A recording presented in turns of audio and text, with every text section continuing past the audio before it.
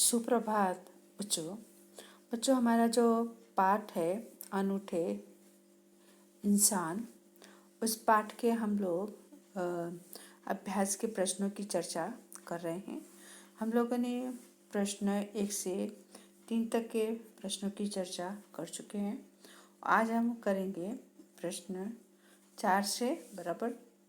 यहाँ से करेंगे कि प्रश्न जो 4 है दिया हुआ है कि नीचे संज्ञा से बनने वाले विशेषण शब्द दिए गए हैं और उनका वाक्य में प्रयोग करके लिखिए बराबर।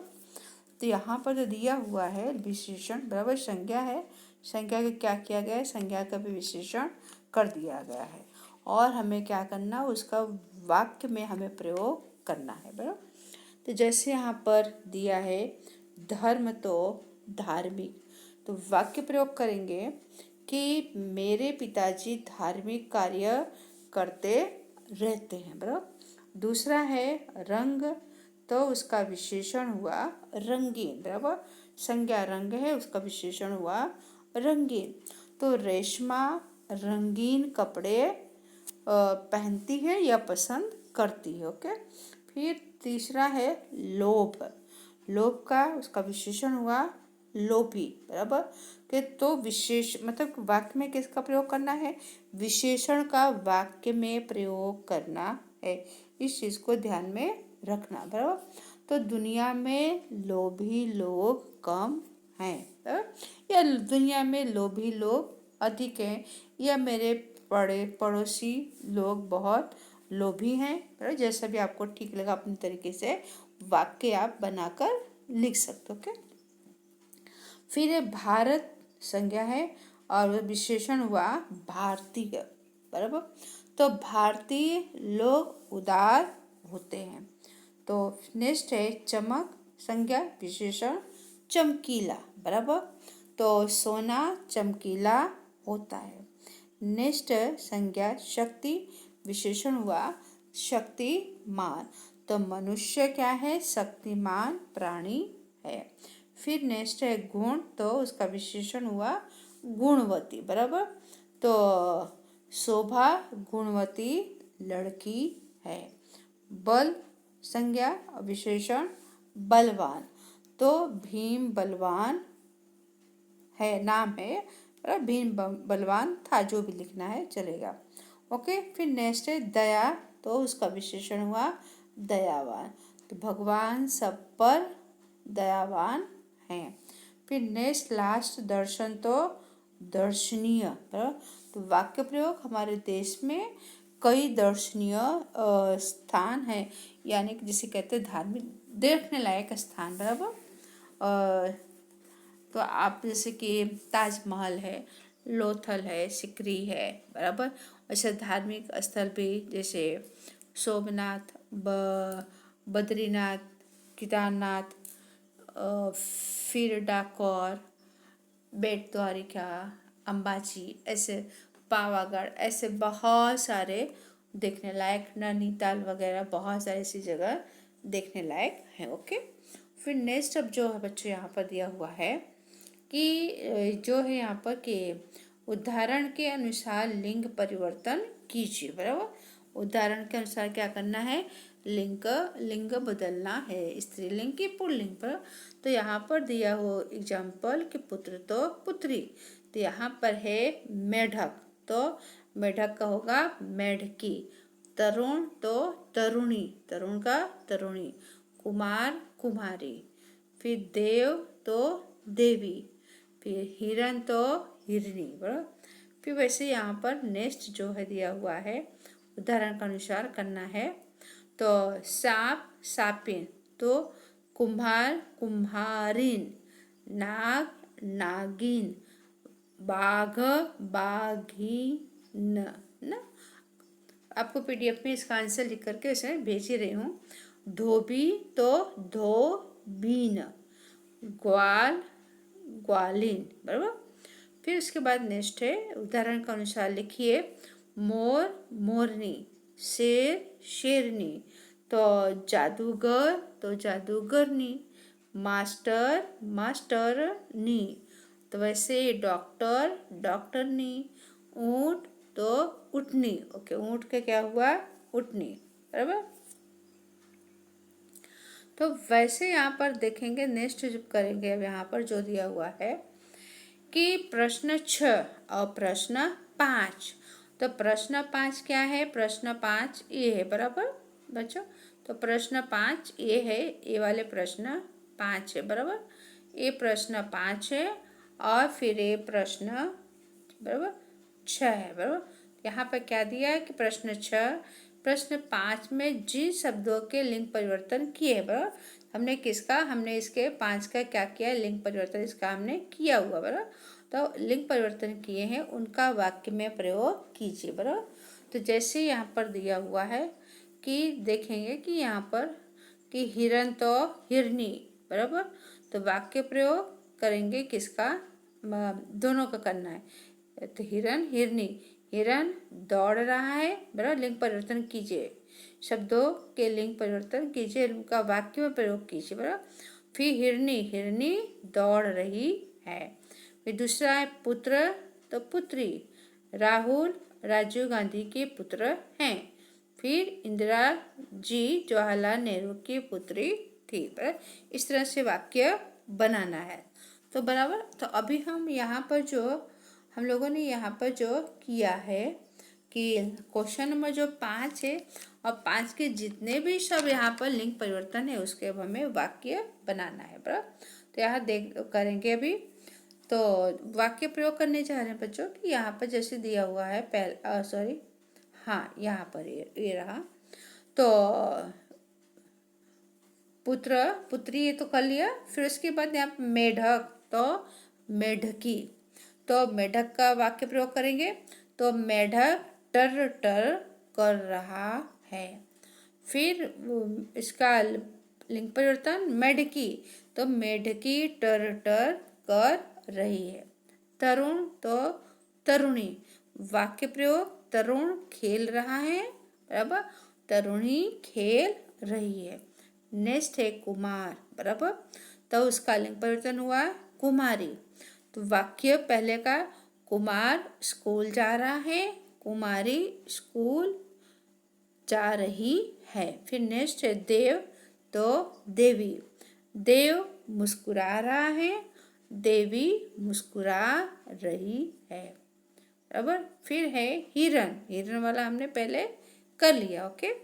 और फिर उसके बाद आता है यहाँ पर क्या है कि फिर नेक्स्ट है यहाँ पर आया कि कुम्हार, बराबर। तो कुम्हार तो कुम्हारिन, तो कुम्हार मिट्टी के बर्तन बना रहा है। कुम्हारिन, कुम्हारिन मिट्टी के बर्तन बना रही है। तो जो वहाँ पर है पुल्लिंग जो है बना रहा है और स्त्री बना रही है। फिर नेक्स्ट है नाग, तो उसका स्त्रीलिंग होगा नागिन। वाक्य प्रयोग नाग फुफकार रहा है और दूसरा नागिन फुफकार रही है। फिर है बाघ, बराबर। तो बाघिन, बाघ गरज रहा है, बाघिन गरज रही है। फिर धोबी तो धोबिन, धोबी कपड़े धो रहा है, दूसरा धोबिन कपड़े धो रही है। ग्वाल तो ग्वालिन, ओके। तो ग्वाल दूध दे रहा है, क्या? ग्वाल दूध दे रहा है। और फिर ग्वालिन, तो ग्वालिन दूध दे रही है। तो वैसे ही नेक्स्ट यहाँ पर जो दिया हुआ है कि शेर, शेर दौड़ रहा है, शेरनी दौड़ रही है। जादूगर तो जादूगरनी, बराबर। जादूगर खेल दिखा रहा है, जादूगरनी खेल दिखा रही है। फिर मास्टर तो मास्टरनी, मास्टर पढ़ा रहा है, मास्टरनी पढ़ा रही है। डॉक्टर, डॉक्टर डॉक्टरनी, तो वाक्य प्रयोग डॉक्टर मरीज को देख रहा है, डॉक्टरनी, डॉक्टरनी मरीज को देख रही है। ऊँट उठनी, ऊँट बलबला रहा है, उठनी, उठनी बलबला रही है, बराबर। इस तरह से बच्चों हमने यहाँ पर ये किया, बराबर। और फिर यहाँ पर दिया हुआ है कि नेक्स्ट जो प्रश्न यहाँ पर है कि चित्र के आधार पर चर्चा करके कहानी लिखिए। बच्चों यहाँ पर आपके सामने देखें कि मतलब 5 चित्र दिया हुआ है, बराबर। कितने चित्र दिए हुए हैं? 5 चित्र दिया हुआ है। तो यहाँ पर देखेंगे कि जंगल है, बराबर, पेड़ हरे भरे हैं, यहाँ पेड़ है, पेड़ पर कौवा बैठा हुआ है, बराबर। और फिर पेड़ के पास ही कौन खड़ा है? हिरन खड़ा हुआ है, हिरन खड़ा है और एक कौवा है और एक कछुआ बैठा हुआ है और एक कौन है? चूहा है, बराबर। और जंगल है, बराबर। और ओके, पहले चित्र में इस तरह से है। और दूसरे चित्र में देखते हैं कि यहाँ पर देखेंगे क्या है? हरा भरा पेड़ है, बराबर। और उसी के पास क्या है? तालाब भी है, ओके। और यहाँ हिरन खड़ा हुआ है और पेड़ पर कौवा बैठा हुआ है, ओके। और यहाँ देखेंगे कछुए के पीठ पर कौन बैठा है? चूहा बैठा हुआ है। किसकी पीठ पर? कछुए की पीठ पर चूहा दूसरे चित्र में बैठा है। और फिर यहाँ देखेंगे कि बच्चों जो नेक्स्ट जो चित्र है यहाँ पर, तीसरा जो चित्र यहाँ पर दिया हुआ है कि यहाँ पर पेड़ है, जंगल है, बराबर। क्या है? ये पेड़ यहाँ पर देखेंगे है यहाँ पर, बराबर। और यहाँ पेड़ के पास में क्या? एक शिकारी है। और जो हिरन है, हिरन के ऊपर क्या डाल दिया है? नेट, जाल डाल दिया ने हिरन को। किसने? शिकारी ने अपना शिकार बना लिया, अन्य जाल, नेट, जाल डाल करके हिरन को पकड़ लिया है। अब कौवा यहाँ देख रहा है और कछुआ यहाँ देख रहा है। तो यहाँ देखेंगे कि यहाँ पर चूहा नहीं है, बराबर। ये लोग देख रहे हैं कि कैसे उसको पकड़ लिया शिकारी ने, बराबर। और फिर यहाँ पर नेक्स्ट देखेंगे बच्चों कि यहाँ पर जो है, पहले जो चित्र में हमने देखा था कि यहाँ पर क्या? कछुआ चूहे को बिठाकर अपनी पीठ पर ले आया, बराबर। उनको पता चल गया। तो अब यहाँ पर देखेंगे चौथे चित्र जो यहाँ पर दिया हुआ है कि यहाँ पर भी हरा भरा पेड़ है और पेड़ पर कौन? कौवा बैठा हुआ। और ये कौन है? ये शिकारी है, ओके। और कछुआ यहाँ पर बैठा हुआ है। और यहाँ पर देखें कि जो जाल में शिकारी ने हिरन को फंसा लिया है, तो वहाँ जाल के पास जब कौन आ गया है? यहाँ चूहा आ गया। चूहा क्या कर रहा है? अपने दांतों से मतलब कि उसे काट रहा है, बराबर। धीरे धीरे जाल को वो काट रहा है, बराबर। चौथे चित्र में ऐसा है। और फिर पांचवें चित्र यहाँ देखेंगे कि पांचवें चित्र में जो बताया गया है कि हाँ, पांचवा चित्र जो है कि यहाँ पर जंगल है और जाल पूरी तरह से चूहा ने काट दिया, बराबर। देखिए चूहा यहाँ अकेला रह गया। और फिर यहाँ देखेंगे कि यहाँ पर हिरण बहुत तेज रफ्तार में भाग रहा है, कछुआ भी यहाँ से चला और कौवा भी यहाँ से चला। और जब शिकारी आकर के देखता है कि उसने जो शिकार किया है वहाँ पर वो है नहीं। कौन नहीं है? हिरन नहीं है। तो बच्चों जब हम कहानी लिखेंगे, कहानी चित्रों के आधार पर आपको लिखना है। तो कहानी भूतकाल में लिखी जाएगी, बराबर। हर एक पॉइंट को, पांचों चित्र को ध्यान में रखना है। तो कैसे लिखेंगे कि एक जंगल था, उसमें एक तालाब के किनारे कौवा, हिरन, चूहा और कछुआ, ये 4 मित्र रहते थे। एक दिन हिरन घूमते घूमते शिकारी के जाल में क्या? फंस गया। कौवा, चूहा और कछुआ कहीं दूर चले गए थे। उसने मित्रों को आवाज़ दी पर वहाँ कोई नहीं था। कुछ समय के बाद कौवा आया। उसने हिरन को जाल में फंसा हुआ देखा तो बहुत दुखी हुआ। उसने हिरन से कहा, मित्र, चिंता ना करो, मैं अभी तुम्हें जाल से आज़ाद कराता हूँ। वह उड़ता हुआ चूहे के पास पहुंचा और बोला, चूहा भाई जल्दी चलो, अपना मित्र हिरन क्या शिकारी के जाल में फंस गया है। जाल काट कर उसे तुम मुक्त करा सकते हो।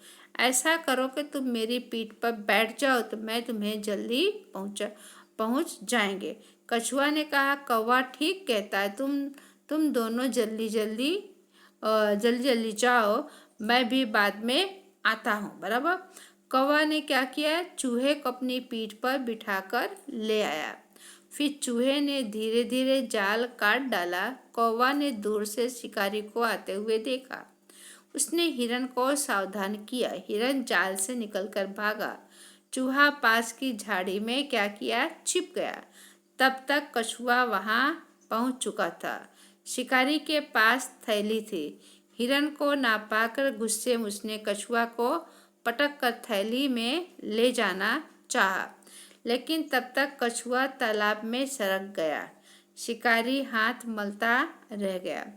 तो बच्चों, इसका शीर्षक क्या होगा, सच्चे मित्र। यानी कि जब हम मुसीबत में होते हैं और जो मित्र हमें मुसीबत के समय काम में आता है वही हमारा सच्चा मित्र होता है। हमारे पास मित्र बहुत सारे होते हैं, लेकिन मुसीबत के समय हमारा साथ कितने लोग देते हैं वो देखने जैसी बात होती है। बराबर।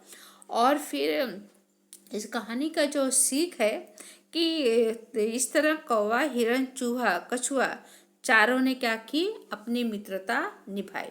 तो बच्चों, आज हम इतना ही करेंगे और बाकी आने वाले समय में आगे चर्चा करेंगे। धन्यवाद।